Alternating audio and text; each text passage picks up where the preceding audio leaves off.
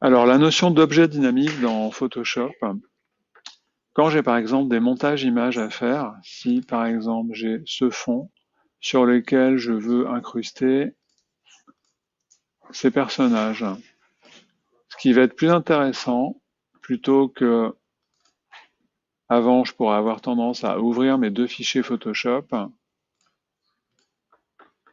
et à juste basculer l'un sur l'autre. Voilà, donc là je me retrouve, je peux fermer celui-là, je me retrouve avec un fichier avec deux calques. Le problème que j'ai avec ça, c'est que si je change la taille de cette photo, que par exemple je la mets à un moment en plus petit et que je valide, si à nouveau j'ai besoin de réagrandir cette image, ben, j'ai perdu sa qualité en fait.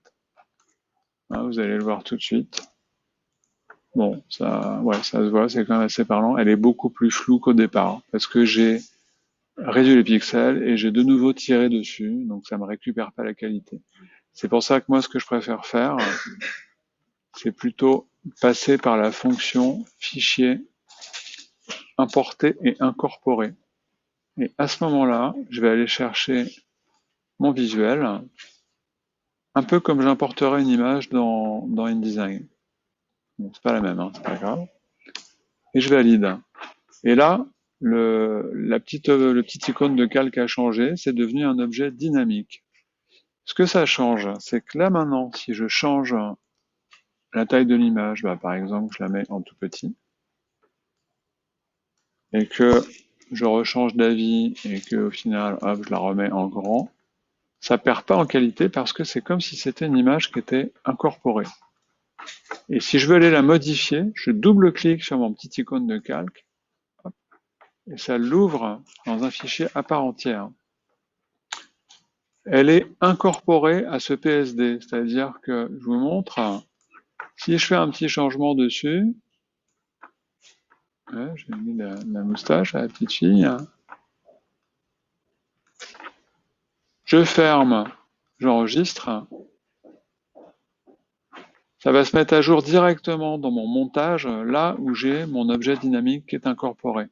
Par contre, l'image de base, qui est ici, elle n'a pas bougé. Donc ça, c'est la notion d'objet dynamique. Et si j'ai plusieurs fois dans mon montage la même image,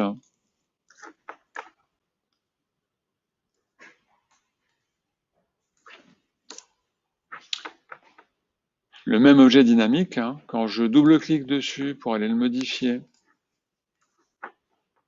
et lui faire je sais pas quoi, bon, je voulais un nez rouge, hop, je ferme, j'enregistre, ça va se modifier dans toutes les occurrences de mes objets dynamiques de mon fichier PSD.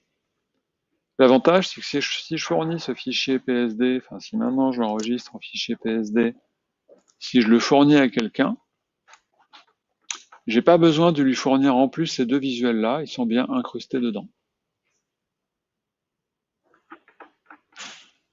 Alors maintenant, je peux faire autre chose, c'est faire fichier, importer et lier. Et là, ça va vraiment marcher comme dans InDesign. C'est-à-dire que je vais venir chercher une image, ok. Et puis cette image, si je double-clique dessus, donc il va me l'ouvrir un peu de la même façon que ce que j'ai fait avant. Si là, je fais, bah pareil, je vais lui faire un gros nez rouge, ok. Je ferme, j'enregistre, ça va se mettre à jour dans mon montage PSD, mais je vais pouvoir aller voir aussi que l'image que j'ai incorporée, bah ça me l'a changé directement, comme si c'était une image qui est importée dans InDesign. Ça marche de la même façon. Et si cette image était incrustée de la même façon dans d'autres montages PSD Photoshop, bah ça me la mettrait à jour de la même façon. Donc c'est la différence entre incorporer, importer et incorporer, et importer et lier. Lier, c'est comme dans InDesign. Dernière chose, ces trois éléments là, je vais imaginer que c'est un petit montage que je veux faire. Je vais faire un clic droit dessus et je vais la transformer en groupe.